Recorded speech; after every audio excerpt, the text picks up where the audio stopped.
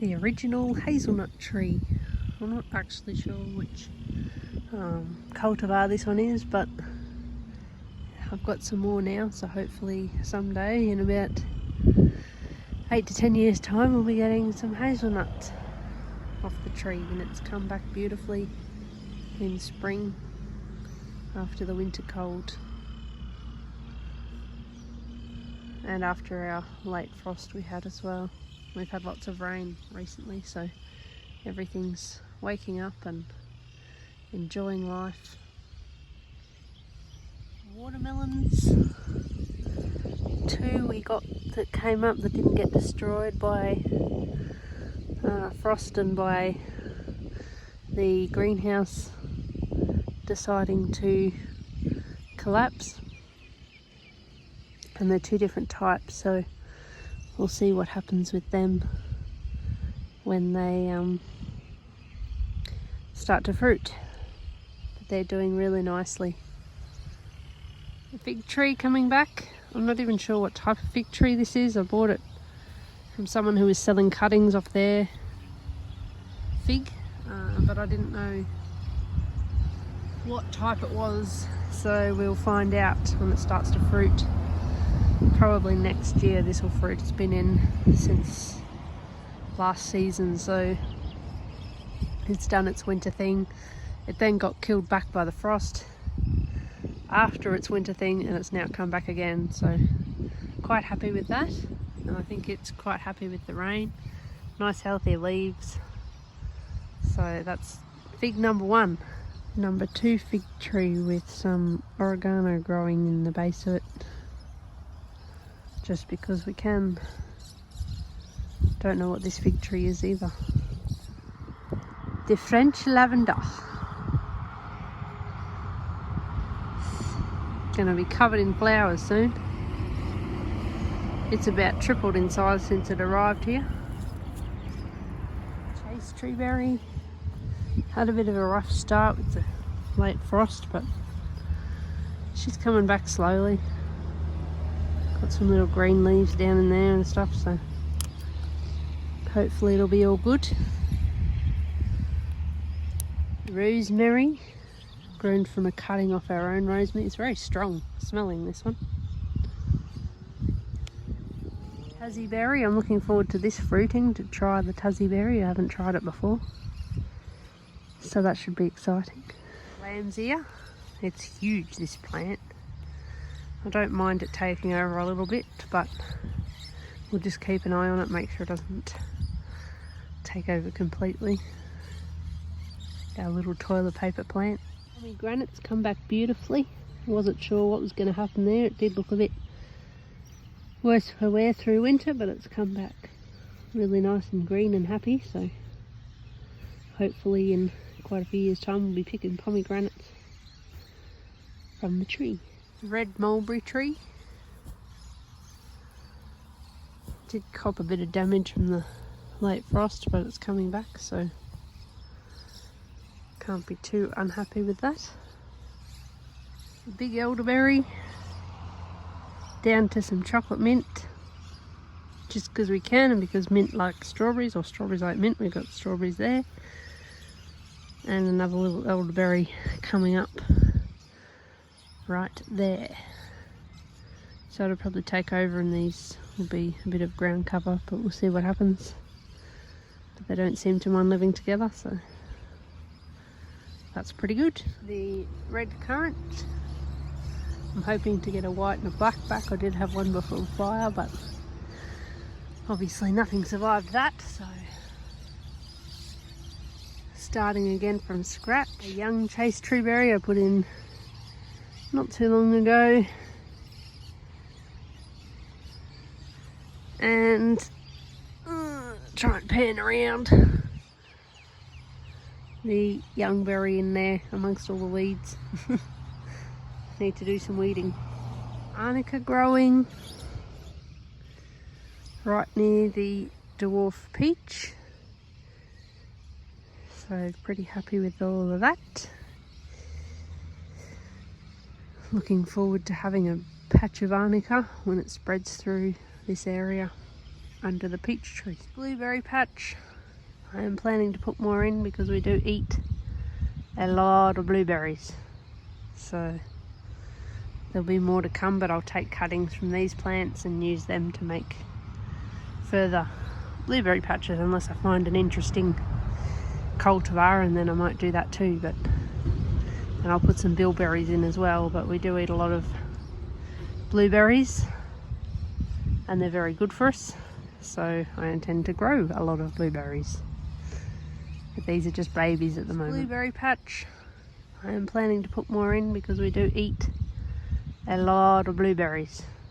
So there'll be more to come, but I'll take cuttings from these plants and use them to make further blueberry patches unless I find an interesting cultivar, and then I might do that too. And I'll put some bilberries in as well, but we do eat a lot of blueberries and they're very good for us, so I intend to grow a lot of blueberries. But these are just babies at the moment. And mugwort over the back there, they're sort of similar species, so they don't tend to worry about each other too much. They seem to grow all right together. I actually thought the mugwort had died, so I thought I'll put some wormwood in there. And of course it came back, as it does. So I'm not going to say I'm unhappy about that, because I'm not.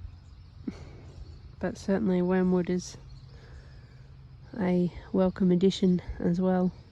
More strawberries. These are the white alpine strawberries with lots of mint over there.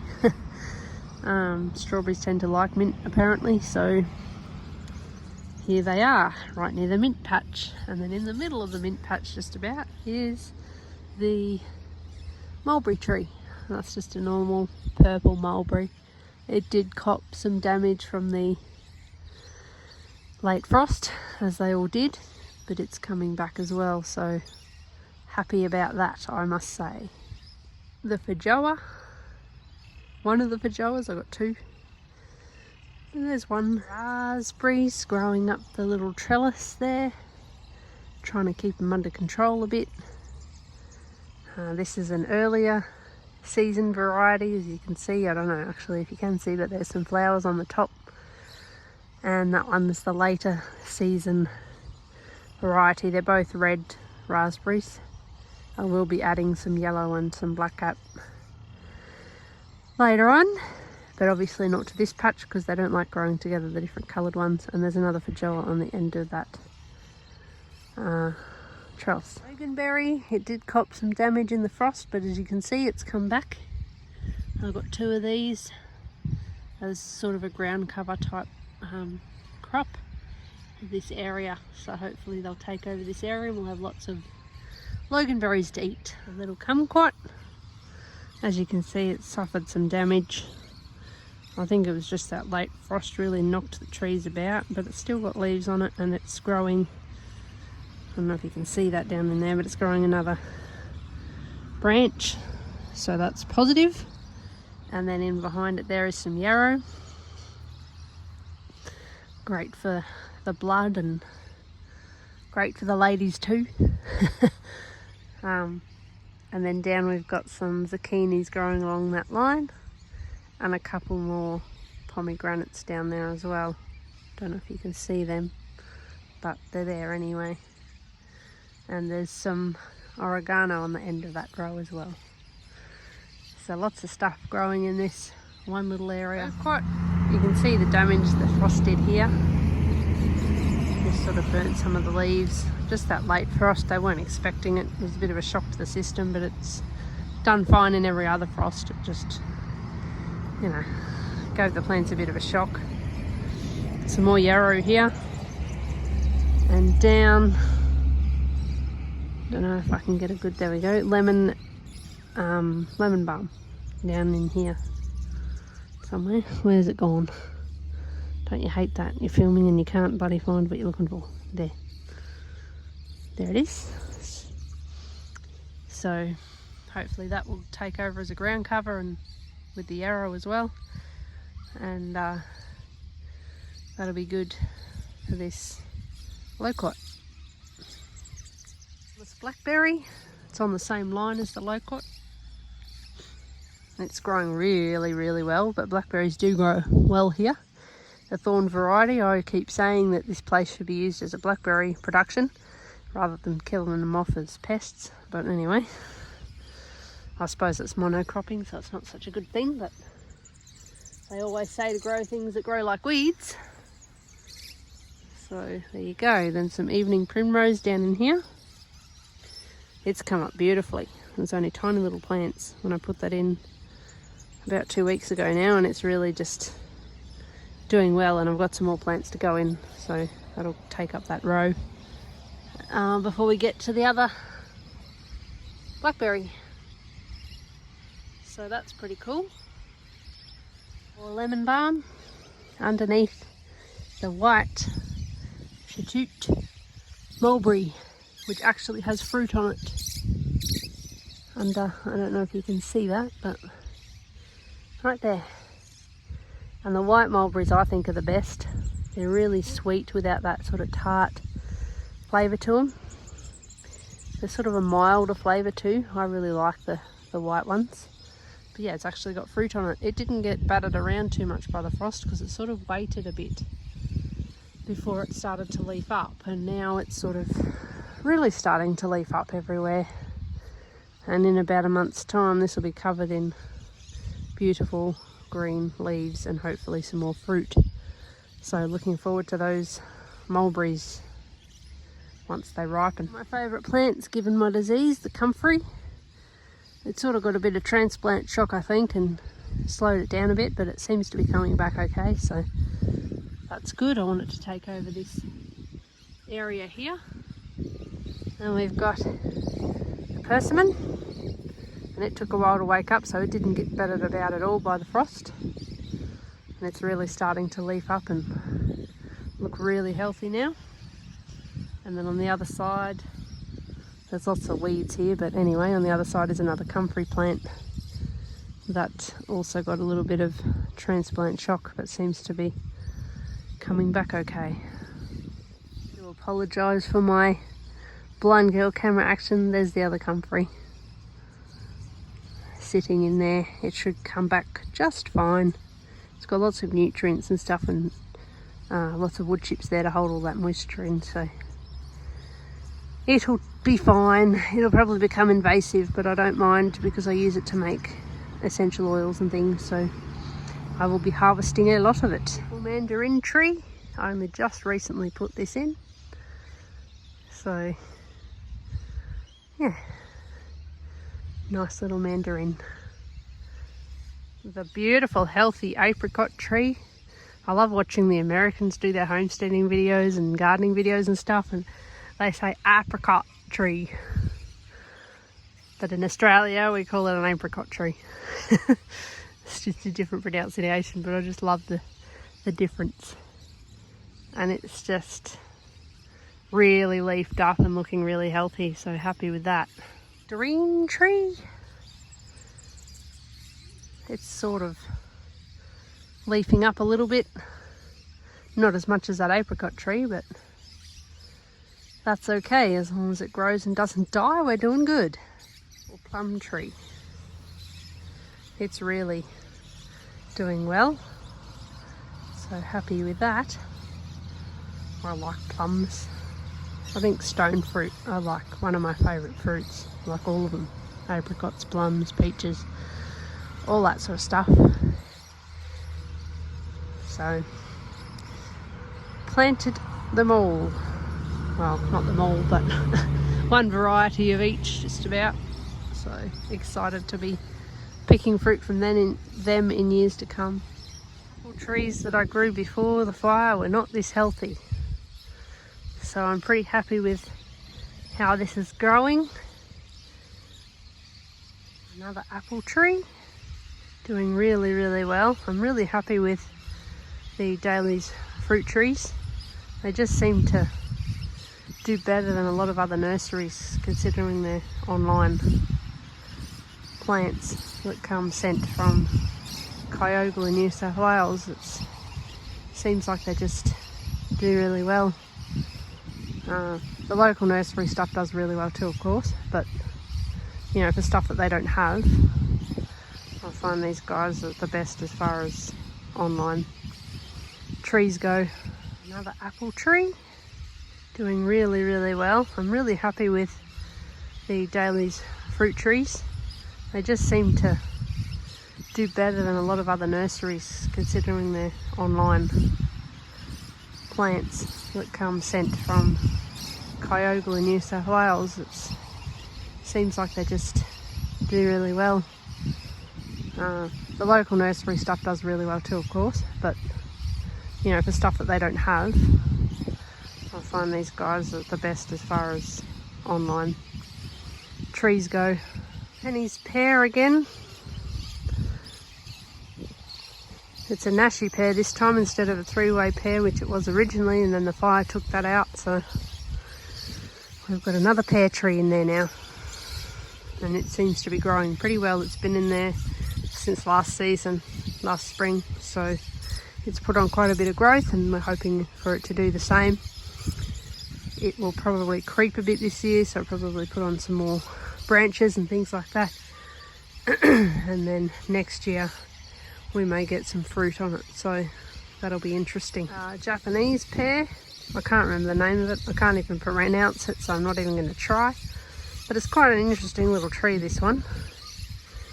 So it'd be interesting to see what the fruit is that comes off it. I don't even know if you can see that, but the goumi berry is coming back from the bottom up. We've got another one too, but I won't worry about showing you that one. It's the same as this one, so make the video a little bit shorter, eh? Looking forward to trying these. It's sort of like a type of autumn olive apparently, so it should be interesting to see what these taste like. Apparently they taste better than autumn olives. They're not as sort of strong, so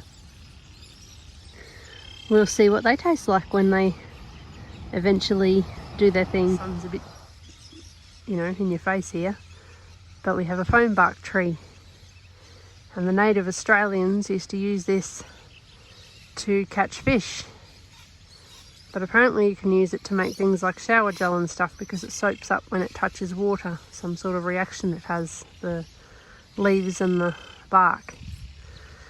The only thing you have to watch with this tree is it does get some funny spiky fruit on it, so you don't want it to be too close to where you're harvesting stuff, or you know, kids are playing or anything like that. But it's quite a nice looking tree. It normally grows on, like, you know, riverbeds or creek, not beds, but the side of them, banks, that's the word I'm looking for. And we're sort of on a creek bank, I guess you'd call it here, and it's frost tolerant, of course, so it'll be interesting to see how this grows, and if we can catch fish with it. I might try that. It stuns the fish and they float up to the surface apparently and make it easy to catch. And also if we can use it to make some shower gels and things like that, shampoos and stuff, will be interesting as well, instead of the Indian soap nuts. I think they're Indian.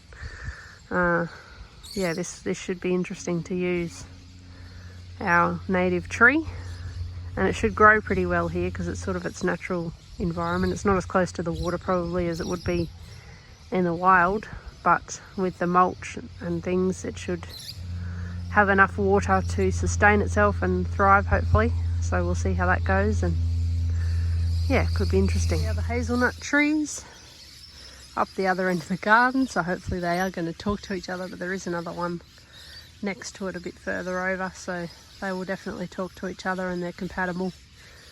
So hopefully we'll get some hazelnuts. I'm going to put some more nut trees in, some almonds and stuff, and some pecans and things later on, but these are our foundation nut trees, if you like. I love hazelnuts, love making hazelnut spread and those sorts of things, so exciting stuff in quite a few years' time.